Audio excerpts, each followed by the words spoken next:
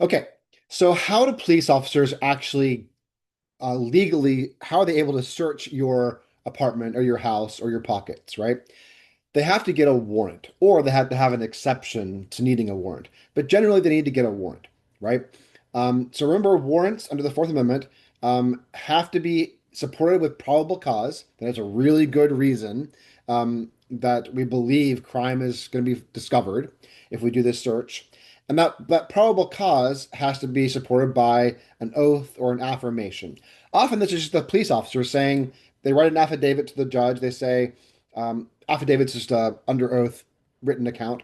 They say, yeah, we saw the money in the package changing hands, and so we want to search, their locker, which we think is going to contain drugs, right? And the judge will see this and say, oh, there's enough evidence here that the police's observations of the things changing hands, that there's enough evidence that they're probably going to find drugs or record books of the drug exchange in this person's locker. Yes, you can search that locker. Um, Sometimes it's not the police officer who provides the affidavit. Sometimes it's the like an informant. So you have someone who's like, part of the drug gang who's like actually working for the police as an informant, and they give a tip to the judge that basically says, "Yeah, I've been talking to the guys, and they say there's a big drug deal going on in the docks on this night at this time, right?" And the judge will look at that for indicia of reliability. So what about this suggests this person knows what they're talking about? Often it's that they've been a long time informant, and other tips have kind of like panned out correctly. Um, Sometimes it's their position, their ability to see and hear these things that shows an indicia of reliability, right? So anyway, so the judge will then give the warrant. And then the police officers can do their search, right? If they don't have a warrant and they do a search and they find evidence of wrongdoing, the courts are not going to let that evidence in at trial. That's the bright line rule, right? It's called the fruit of the poisonous tree doctrine. So if I don't have a warrant and I kick down your door and I go in and I find evidence of your, doing drugs, there's drug paraphernalia everywhere and scales, and you're selling these, drugs on the street. But there was nothing that allowed me to kick down your door and go into your house. All that evidence goes away. It can't be brought in at trial.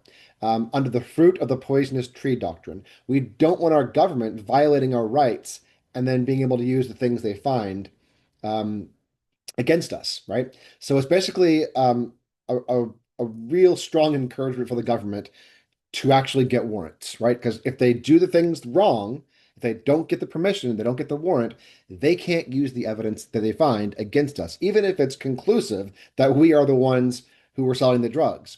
Um, there is an exception. It's called the inevitable discovery doctrine. It comes from a case called Nix v. Williams. Again, this is case law. So in Nix v. Williams, um, the police captured this guy and they interviewed him, they interrogated him, and he said, yeah, I killed someone, and here's where the dead body is. And they found the dead body, and he was found guilty of first-degree murder. And his defense counsel said, wait a minute, you never read him his Miranda rights. He didn't know he could get a lawyer. He didn't have a lawyer during his questioning. He would have pled the fifth. He would never have told you where the dead body was that tied him to this crime. And so therefore, you've got to exclude that dead body as if you never found a body.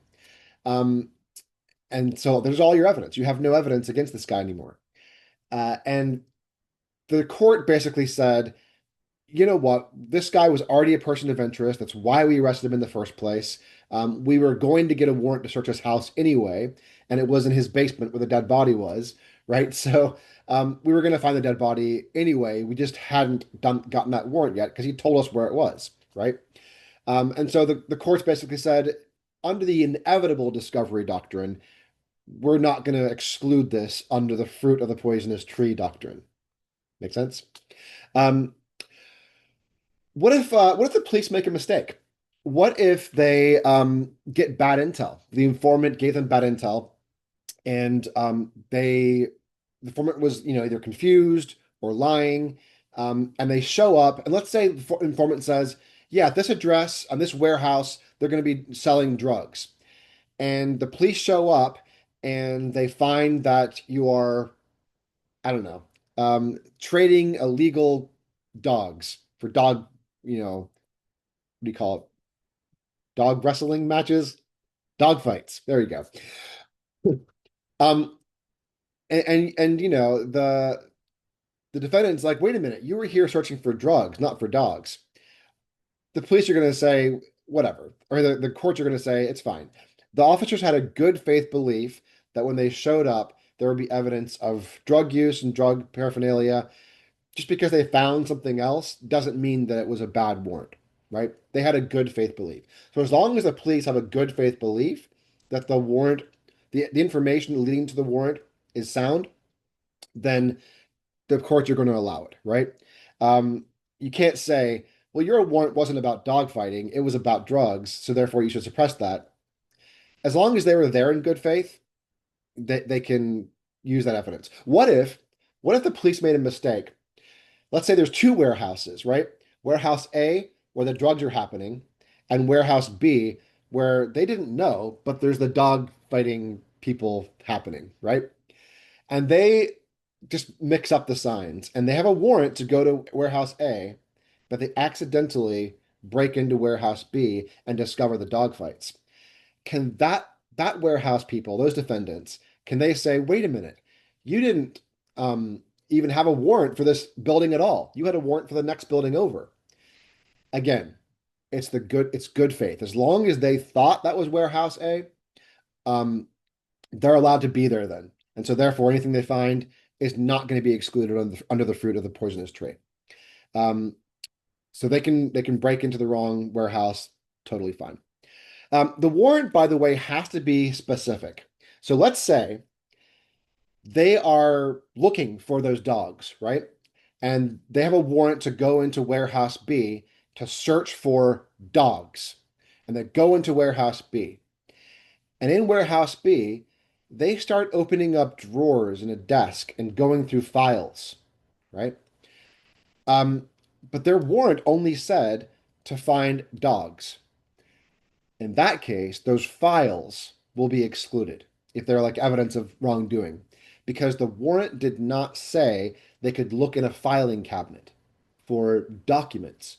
So when you get a warrant as a police officer, you need to make sure it defines what you're looking for. So maybe it's looking for dogs and documents related to dog fighting, right? That will let you look into places where there are potentially documents, right? You can't break down the person's wall to look for like things hidden in the wall when you're looking for a dog. Okay.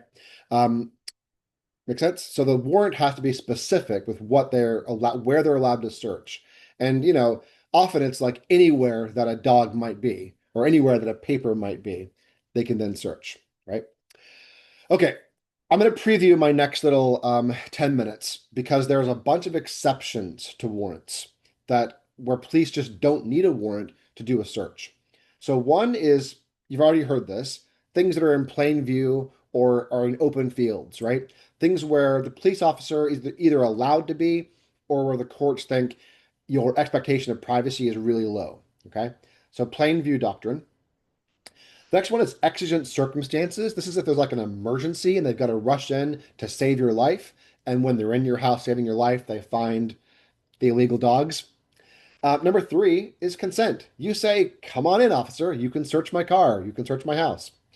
Number four is a search incident to arrest. So they arrest you, and when they're in the process of arresting you, they can search you and they can search your immediate wingspan. The next one is an automobile search. And this is because we are worried that automobiles with evidence in them can drive away. So there's a big exception for automobile searches if there's probable cause that there's things in the automobile. And then you've already heard this one as well, but border searches. So anytime you cross a border or an airport that is a border technically, you can be searched, right? So plain view, exigent circumstances, consent, a search incident to arrest, an automobile search, and a border search. I'll talk more about those in the next lecture.